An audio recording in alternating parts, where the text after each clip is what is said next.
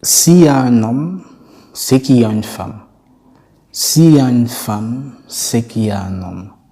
Lorsque Dieu créait l'homme et la femme, c'était pour des projets de mariage. Bienvenue à tous. Merci de vous connecter à cette nouvelle vidéo. Aujourd'hui, une fois de plus, j'ai décidé de m'adresser à un couple, à plusieurs couples, à des personnes qui aspirent à se mettre ensemble et à fonder une famille. Je sais que ce sujet va faire couler beaucoup d'encre et de salive. C'est la raison pour laquelle, avant d'y aller, je crois qu'une petite transition s'impose.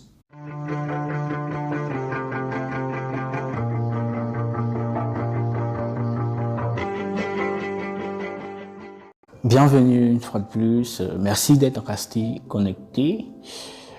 Vous savez, Dieu est très sage. Il est très intelligent. Il est même, je dirais, merveilleux. Biologiquement, il a voulu que le sexe de l'homme ait besoin d'entrer quelque part.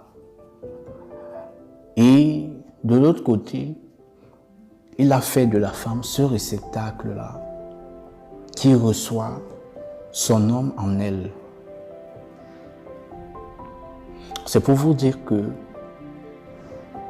biologiquement déjà, il a fait de l'homme et de la femme deux personnes complémentaires, deux personnes appelées à vivre ensemble, deux personnes appelées à fusionner. Mais cet enseignement de complémentarité-là ne s'arrête pas seulement au niveau biologique. Ce processus continue jusque dans la destinée de l'homme. Parce que, au-delà de cette fusion biologique-là, il y a une fusion dans la destinée. Parce qu'il dit, il n'est pas bon que l'homme soit seul. Je lui ferai une aide semblable. La femme est donc, telle que Dieu l'a prévu, l'aide de son homme. Celle par qui son homme arriverait à accomplir une mission précise. Celle par qui son homme arriverait à être productif, performant, percutant. C'est ça. Et quand on dit aide, c'est vraiment celle qui encourage, celle qui bosse dur, celle qui ne se fatigue pas, celle qui dit à l'homme, attention, tu t'es trop reposé, il est temps de se remettre au travail.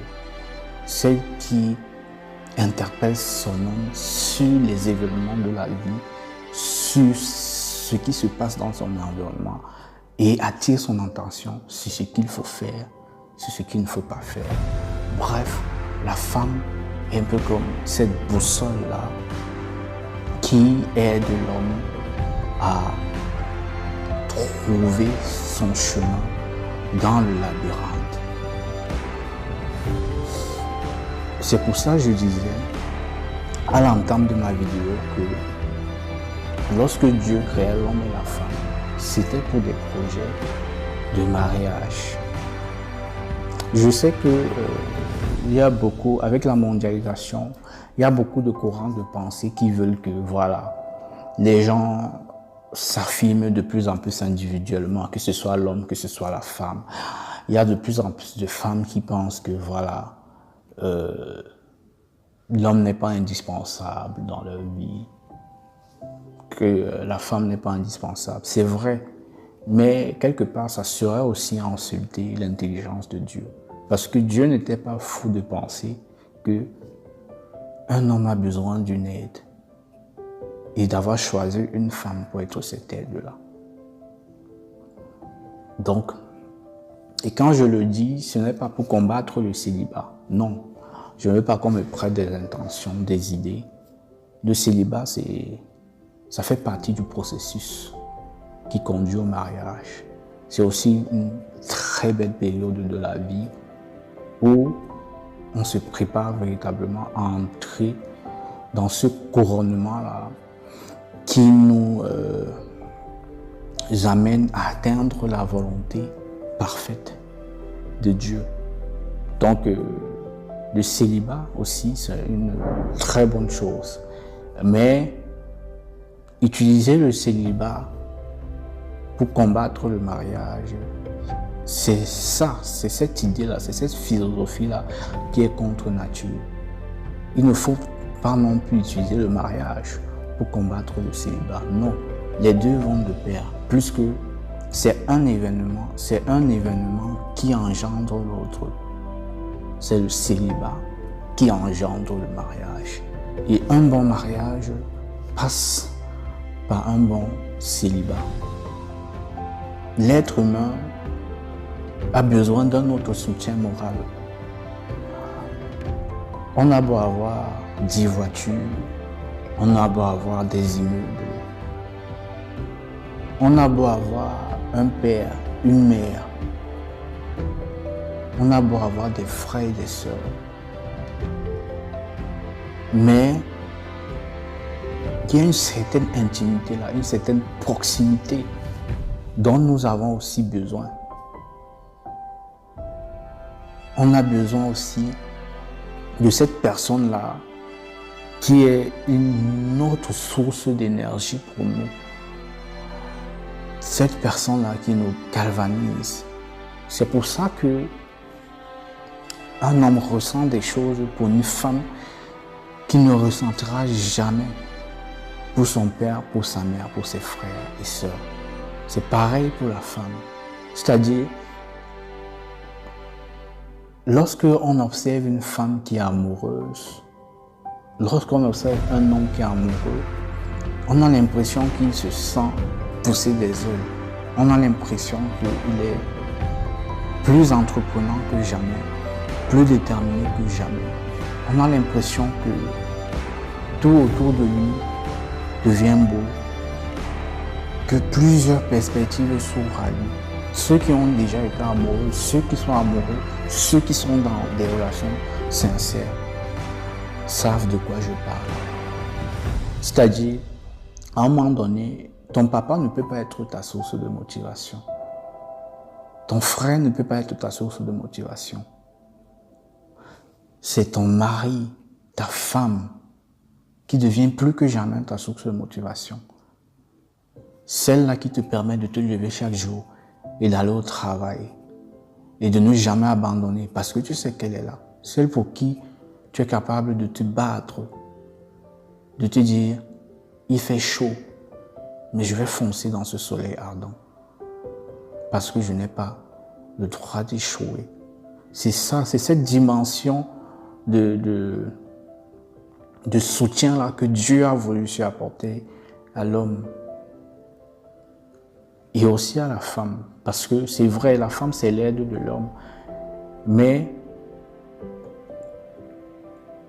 un bon chef, parce que l'homme, c'est le chef, lui. Un bon chef, c'est celui qui sait aussi être au service de l'autre, qui est capable de soutenir, d'aider l'autre. Donc, quand Dieu dit à l'homme que la femme, c'est ton aide, ce n'est pas pour lui dire que c'est son esclave.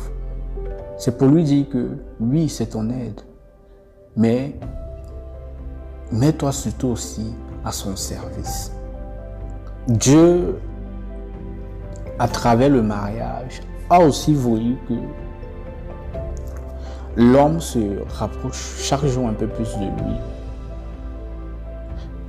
Et dans cet objectif-là, il fallait bien entendu une femme, parce que l'homme devait être confronté à lui-même pour pouvoir évoluer vers un certain idéal. Et la meilleure façon de le confronter à lui-même, c'est sa femme. C'est pour ça que la Bible dit que la femme a été tirée de la côte gauche de l'homme. C'est pour dire que c'est une partie de lui et il se confronte à cette partie de lui-là parce que la femme vit des émotions différemment de l'homme. La femme perçoit les choses différemment de l'homme et ils vont se confronter, qu'ils le veuillent ou pas. Ils vont se confronter dans le mariage parce que ils doivent pouvoir atteindre un certain équilibre. Dieu enseigne à beaucoup d'hommes, à beaucoup de femmes l'humilité à travers le mariage, la tolérance. En fait, Dieu utilise beaucoup le mariage pour ressortir un certain nombre de vertus en nous et nous rappeler combien nous sommes bons et combien nous devons lui ressembler.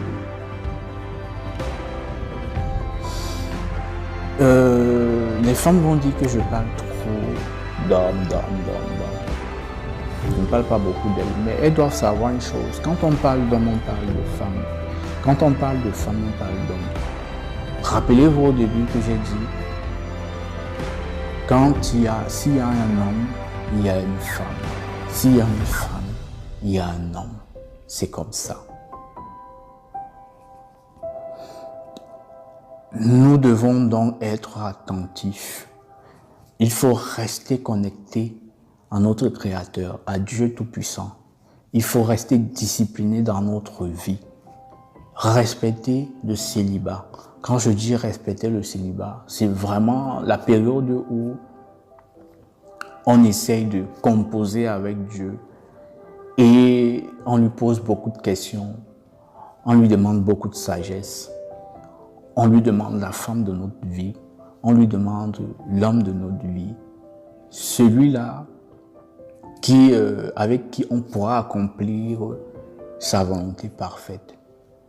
Et rassurez-vous, l'homme de votre vie ne sera pas toujours le mec qui vous caressera dans le sens du poil, la femme qui vous dira tout le temps que vous avez raison. Celui avec qui vous allez sourire tout le temps, celui avec qui vous allez rigoler tout le temps. Non. Ça sera celui-là qui vous aidera à voir clair à travers ses prises de position. Celui-là ou celle-là qui saura vous dire la vérité en face et vous aider à vous améliorer en tant que personne. Celle-là qui aura mal lorsque vous aurez mal, celle-là qui aura le souci de vous voir progresser, celui-là qui aura le souci de tirer sa femme vers le haut et de la faire briller avec lui au milieu des étoiles. Quand je parle des étoiles, je parle de la mission que Dieu nous confie à tous. Et quand je parle de mission, c'est pas forcément d'être pasteur, c'est pas non. La mission d'un homme peut être d'être footballeur, d'être un excellent footballeur. La mission d'un homme peut être celle d'être un brillant artiste musicien. La mission d'un homme peut être celle d'être un brillant médecin. Voilà.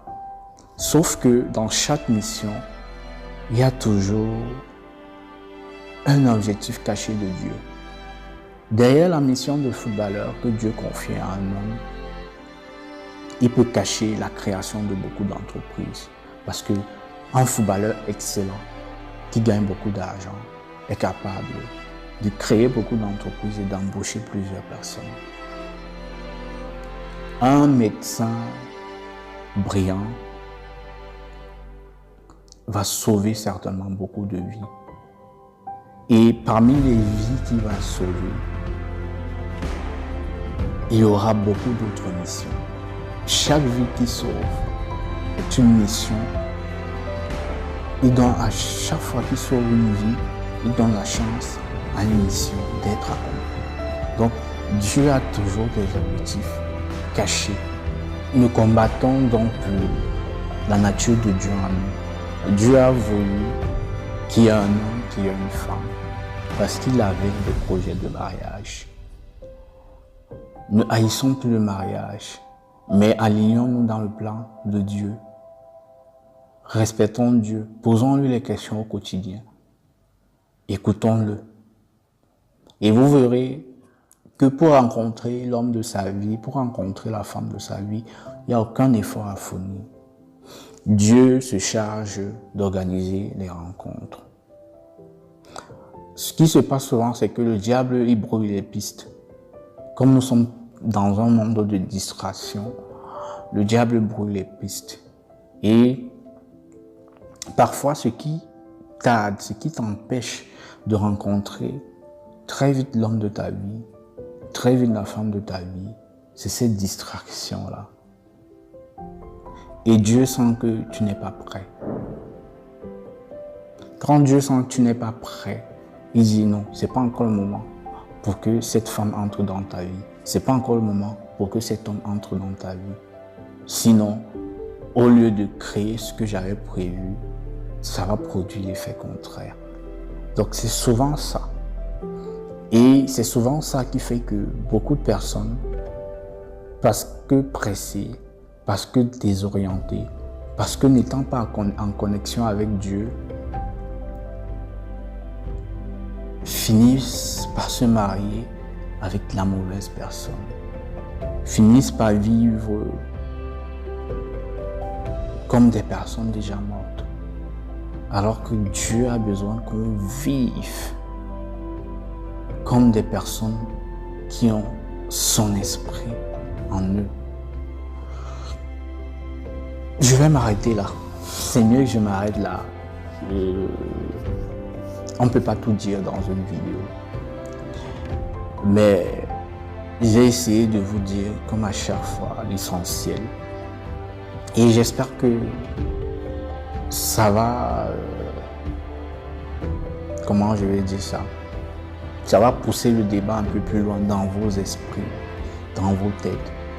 Et qu'à partir d'aujourd'hui, vous allez prendre la résolution de dire Seigneur, montre-moi la voie. Seigneur, montre-moi la voie. N'hésitez pas à laisser vos commentaires. Si je peux apporter des réponses à vos questions, je le ferai avec beaucoup de plaisir. Je suis Joachim Kotor, votre love motivateur, votre serviteur. À plus.